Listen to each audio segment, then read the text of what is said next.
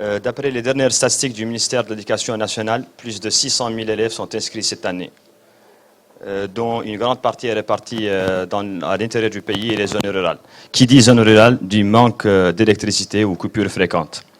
Étant mauritanien, ces enjeux nous concernent et nous affectent, mais pas seulement, ceux aussi à l'échelle mondiale, notamment la pollution plastique.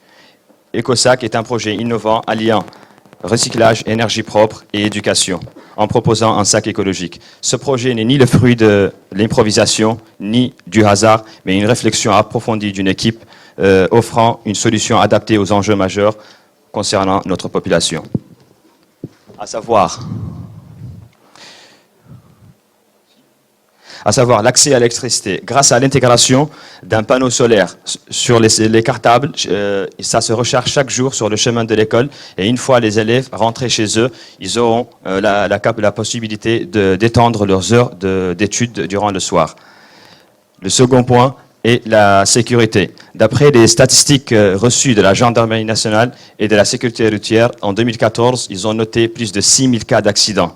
Donc l'intégration d'un matériel réfléchissant sur ces cartables nouvelle génération offre aux étudiants une visibilité accrue des automobilistes permettant de se rendre à l'école en toute sécurité. Le troisième point qui est important à l'échelle mondiale, c'est la pollution plastique, dont le coût annuel est estimé à 1,27 milliard de dollars pour les pays industriels et en voie de développement. Les cartables EcoSac sont fabriqués à partir de 20 sacs plastiques recyclés et selon une méthode d'assemblage durable.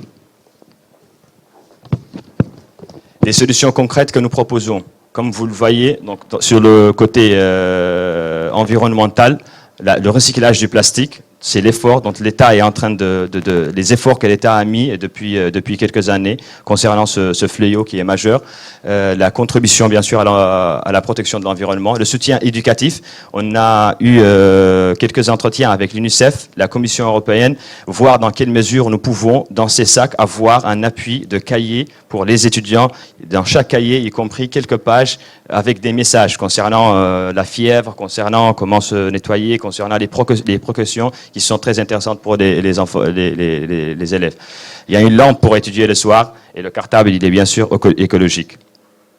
En plus d'être écologiques, ces sacs fluorescents sont équipés de panneaux solaires qui se rechargent durant la journée et alimentent des lampes pour étudier la nuit avec une autonomie d'environ 10 heures. Suite à une étude de marché qu'on a effectuée localement, donc une quantitative et une analyse qualitative, on a passé à des questionnaires ici au niveau de Nouakchott et dans quelques wilayas à l'intérieur du pays via le téléphone.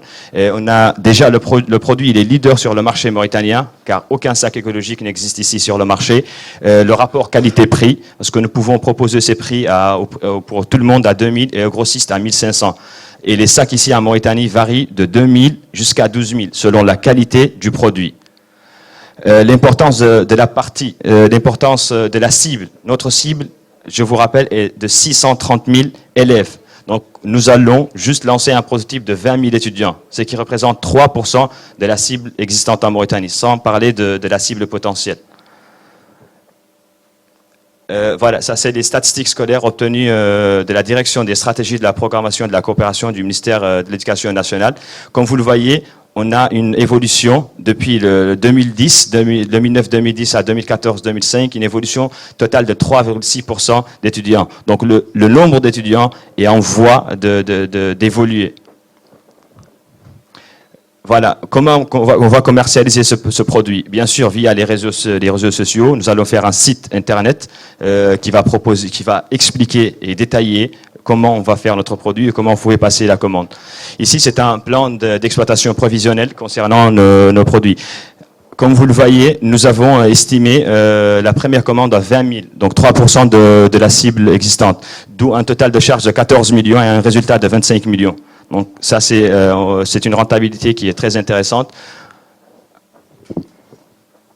Ce projet innovant a pour objectif d'offrir un produit de qualité conçu à partir de sacs de plastique recyclés à la portée de tous, en contribuant à la résolution des problèmes nationaux, notamment l'éducation, et ceux internationaux, la pollution plastique. Notre projet se veut vraiment innovant et nous vous remercions pour votre attention et votre écoute.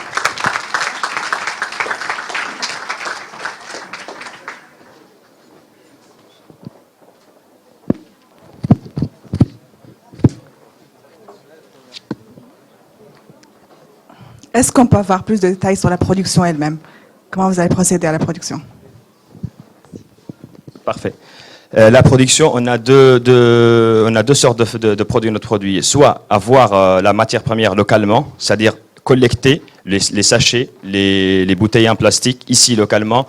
Et la deuxième chose, c'est acheter directement le produit déjà fait. Directement, il va être mis dans la machine pour travailler. Les granulés, exactement. Voilà, parfait. Voilà. La machine, elle coûte... Voilà, parfait. On a contacté un fournisseur en Chine. La machine, elle coûte approximativement 2 500 000. Elle peut produire jusqu'à entre 100 et 150 bidons par jour. Et quand on parle de sacs, ça va se réduire. Donc, on va aller jusqu'à 80 sacs. Et ici, l'important, c'est que la machine, elle travaille avec des moules. Nous pouvons commencer avec notre projet et après faire des bidons, faire des arroseurs, et ainsi de suite, selon la demande qu'on peut avoir dans le futur. Mais ça, c'est le produit, parce que nous sommes vraiment intéressés par l'éducation de ces enfants, car c'est le futur de notre pays. Est-ce que vous pouvez nous présenter les compétences de l'équipe?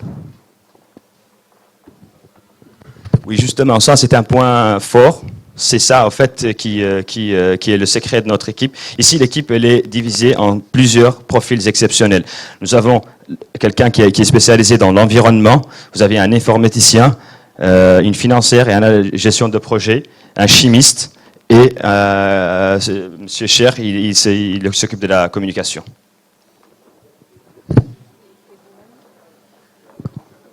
Oui, moi j'ai suivi une formation en économie, notamment en assistant à l'organisation d'entreprise. Je voudrais savoir qui s'occupe de la confection en soi-même, c'est-à-dire techniquement. Parce que vous nous avez présenté comptable, mais je voudrais savoir c'est qui... Si vous allez ramener les Chinois pour produire ou... Non, nous n'avons pas besoin de Chinois parce que la machine est en fait mécanique. Donc c'est un processus tout à fait simple. Nous avons besoin de quelqu'un qui va s'occuper de la maintenance. Donc c'est un technicien qu'on va recruter, qui va faire partie de l'équipe. Et c'est assez simple. C'est la matière première, elle est mise dans un bassin sous la machine.